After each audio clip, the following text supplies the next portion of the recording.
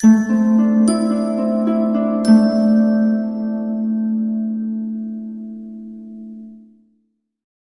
friends, welcome back to Vidya's Recipe. അപ്പോൾ ഇന്ന് ഞാൻ തയ്യാറാക്കുന്നത് അവല് വിളയിക്കാൻ പോവാണ്. അപ്പോൾ അതിനു മുൻപ് നമ്മുടെ ഫാമിലിയിൽ ആരെങ്കിലും പുതിയതായിട്ട് ജോയിൻ ചെയ്തിട്ടുണ്ടെങ്കിൽ നമ്മുടെ ചാനൽ ഒന്ന് സബ്സ്ക്രൈബ് ചെയ്യണം.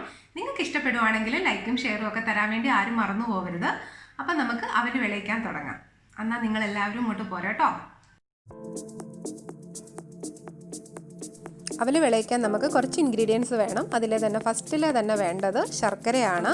പിന്നെ എള്ളാണ് എടുത്ത് വെച്ചിരിക്കുന്നത്. അത് ബ്ലാക്കോ വൈറ്റോ ഇഷ്ടമുള്ളത് എടുക്കാം. പിന്നെ കുറച്ച് കിസ്മിസ്, പിന്നെ ചനാഡാലാണ്.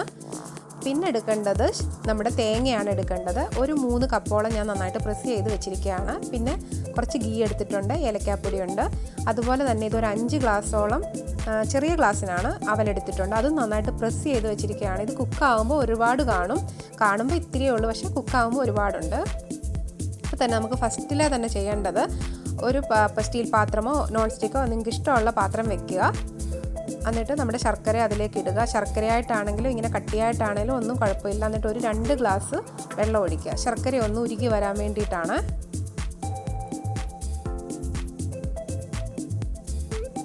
അപ്പം നല്ലൊരു തിളയൊക്കെ വരുമ്പോഴത്തേന് ശർക്കര പതുക്കെ ഉരുകാൻ തുടങ്ങും. ഇത് നമ്മൾക്ക് ഒരു 3 ആഴ്ച വരെയൊക്കെ പുറത്ത് സൂക്ഷിക്കാം അവല് വിളയിച്ചിട്ട്. പിന്നെ അതിൽ കൂടുതൽ ടൈം നമ്മൾ ഇങ്ങനെ കാറ്റ് കയറുകയും നമ്മൾ സ്പൂണിട്ട് എപ്പോഴും എടുക്കുകയൊക്കെ ചെയ്ത് കഴിയുമ്പോഴത്തേന് ചിലപ്പോൾ ഇതൊന്ന് ചീത്തയാകാൻ ചാൻസ് ഉണ്ട്. അപ്പോൾ നമ്മളത് ഫ്രിഡ്ജിൽ സൂക്ഷിക്കുന്നതാണ് നല്ലത്. ഇത് നമ്മൾ ഇടയ്ക്കിടയ്ക്കൊക്കെ വീട്ടിൽ ചെയ്ത് വെക്കാമെങ്കിൽ കുട്ടികൾക്കാണെങ്കിൽ വൈകുന്നേരത്തെ സ്നാക്സായിട്ട് കൊടുക്കാനും ഒക്കെ വളരെ നല്ലതാണ്. പിന്നെ നമുക്കിത് വെച്ചിട്ട് ഒരു ഈസി ആയിട്ടൊരു ബ്രേക്ക്ഫാസ്റ്റും തയ്യാറാക്കാൻ പറ്റും. അതിൻ്റെ വീഡിയോ ഞാൻ ഉടനെ തന്നെ ഇടുന്നതായിരിക്കും കേട്ടോ. അപ്പോൾ ഈ ശർക്കര എല്ലാം നന്നായിട്ട് മെൽറ്റായി വന്നിട്ടുണ്ട്. ഇതിൻ്റെ പരുവമെന്ന് പറഞ്ഞാൽ ഒരു നൂൽ പരുവമാണ്. പക്ഷേ ഞാൻ അത്രയ്ക്ക് അങ്ങ് നൂലാക്കിയൊന്നും എടുക്കുന്നില്ല. എന്താ വെച്ചാൽ ഒരുപാട് കട്ടിയായി ശർക്കര അങ്ങ് മൂത്ത് പോയി കഴിഞ്ഞാൽ ഭയങ്കര കട്ടിയാകും ഇതിന്. അപ്പോൾ കഴിക്കാനൊരു സുഖമില്ല. അപ്പോൾ അതുകൊണ്ടാണ് ഇത് ഈ പരുവത്തിലാണ് ഞാൻ എടുക്കുന്നത്. നമുക്ക് ഒരുപാട് നാളത്തേക്കൊന്നും വെക്കണമെങ്കിൽ മാത്രം അതുപോലെ ശർക്കര അങ്ങോട്ട് മൂപ്പ് നോക്കിയെടുത്താൽ മതി. അങ്ങനെ ഒരുപാട് നാളത്തേക്കൊന്നും വെക്കുന്നില്ല, നമ്മൾ കുറച്ചല്ലേ ചെയ്യുന്നുള്ളൂ. ഇനി നമ്മൾ ഇതിനെ മിക്സ് ചെയ്യാൻ പോവാണ്. അപ്പോൾ അതിന് വേണ്ടിയിട്ട് ഒരു ബിരിയാണിയൊക്കെ വെക്കുന്ന ഒരു പാത്രമാണ്. നമ്മളിപ്പോഴും ഉള്ളതല്ല കേട്ടോ. നമ്മൾ ഒരു 4-5 വർഷത്തിന് മുമ്പ് ഓണത്തിന് വാങ്ങിയതാണ്. ഉപയോഗിക്കാത്തില്ല, നമുക്കിതിൻ്റെ ഒന്നും ആവശ്യമില്ലല്ലോ. അപ്പോൾ ഞാൻ കുറച്ച് ഗീ ഒഴിച്ചിട്ടുണ്ട് ഇതിലേക്ക്. ഇനി നമ്മുടെ അരിപ്പയൊക്കെ വെച്ചിട്ട് അതിലേക്ക് നമ്മൾ ഈ ശർക്കര പാനി ഉണ്ടല്ലോ അതങ്ങോട്ട് ഒഴിച്ചു കൊടുക്കുക. ഇതിൽ ശർക്കരയിൽ കുറച്ച് പൊടി അഴുക്കും ഇതൊക്കെ ഉണ്ടെങ്കിൽ അതൊക്കെ ഒന്ന് മാറി കിട്ടാൻ വേണ്ടിയിട്ടാണ്. എന്തെങ്കിലുമൊക്കെ കാണുമല്ലോ ശർക്കരയിൽ, അപ്പോൾ ചെറിയൊരു പൊടി അഴുക്കൊക്കെ ഉള്ളൂ ഇവിടെ. ചില ശർക്കരയിലൊക്കെ ആണെങ്കിൽ ഒരുപാട് അഴുക്കാണ്. നമ്മൾ പായസത്തിനൊക്കെ ഇതുപോലെ തന്നെയല്ലേ ചെയ്യുന്നത്. എന്നിട്ട് ഇനി ഇതൊന്ന് നന്നായിട്ടൊന്ന് ഇളക്കിയൊക്കെ കൊടുക്കുക. അപ്പം നല്ല തിളയൊക്കെ വന്നിട്ടുണ്ട്, നല്ല സ്മെല്ലും ഉണ്ട്. അപ്പം നമ്മൾ എടുത്തു വെച്ചിരുന്ന തേങ്ങയും കൂടെ അങ്ങോട്ട് ഇട്ട് കൊടുക്കുക. തേങ്ങ ഈ ശർക്കരയെ കിടന്ന് നല്ലതായിട്ടൊന്ന് മൂത്ത് വരണം. ഒരുപാട് വേണ്ട, ഒന്ന് വഴന്നു വരണം എന്ന് പറഞ്ഞാൽ മതി.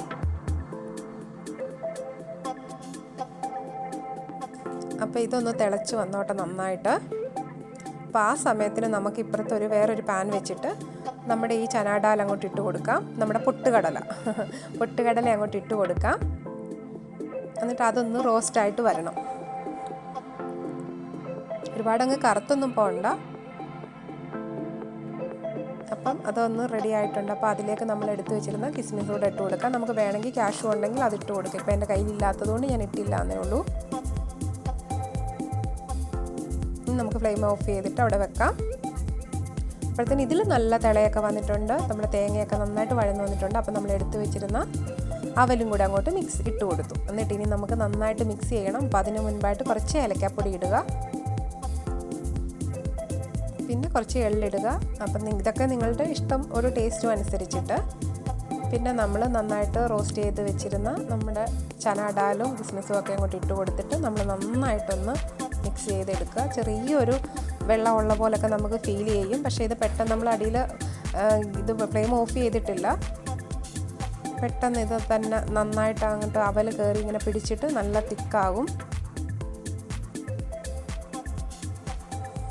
അപ്പോൾ ഇങ്ങനെ നമ്മൾ ചെറുതായിട്ടൊന്ന് റോസ്റ്റ് ഒന്ന് വഴറ്റിയെടുത്തില്ലെങ്കിൽ ഇത് പെട്ടെന്ന് അങ്ങ് ചീത്തയായി പോകും. അപ്പോൾ അതിന് വേണ്ടിയിട്ട് നമ്മൾ കുറച്ച് സമയം കൂടെ, ഒരു 5 മിനിറ്റ്സും കൂടെ അവലൊന്ന് ഇങ്ങനെ ഇട്ടിട്ടൊന്ന് ചൂടാക്കി എടുക്കണം.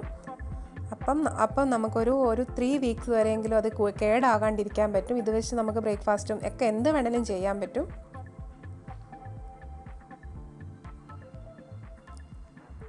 കണ്ടോ, ആ വെള്ളത്തിൻ്റെ ഇത് പെട്ടെന്ന് അത് മാറും. നമ്മൾ ഉപ്പുമാവ് ഉണ്ടാക്കുന്ന പോലെ തന്നെ നമ്മൾ വെള്ളം ഒഴിച്ചിട്ട് റവ ഇടുമ്പോഴത്തേന് പെട്ടെന്ന് അതൊക്കെ അങ്ങോട്ട് അബ്സോർവ് ചെയ്തിട്ട് അങ്ങനെ വേറൊരു രീതി ആകത്തില്ല. ഇതേണ്ട എന്ത് പെട്ടെന്നാന്ന് നോക്കിക്കേ, അത് പെട്ടെന്ന് റെഡി ആയി കഴിഞ്ഞു. ഒന്നില്ല ഒട്ടിപ്പിടിക്കാട്ടെ കുഴഞ്ഞു പോകട്ടെ ഒന്നും ചെയ്യത്തില്ല. അപ്പം ഞാനിതൊരു പ്ലേറ്റിലേക്ക് മാറ്റാം. ഇത് പ്ലേറ്റിലേക്ക് മാറ്റിയിട്ടുണ്ട്. അപ്പോൾ വളരെ ഈസി ആയിട്ട് അവൽ വിളയ്ക്കുമല്ലായിരുന്നോ.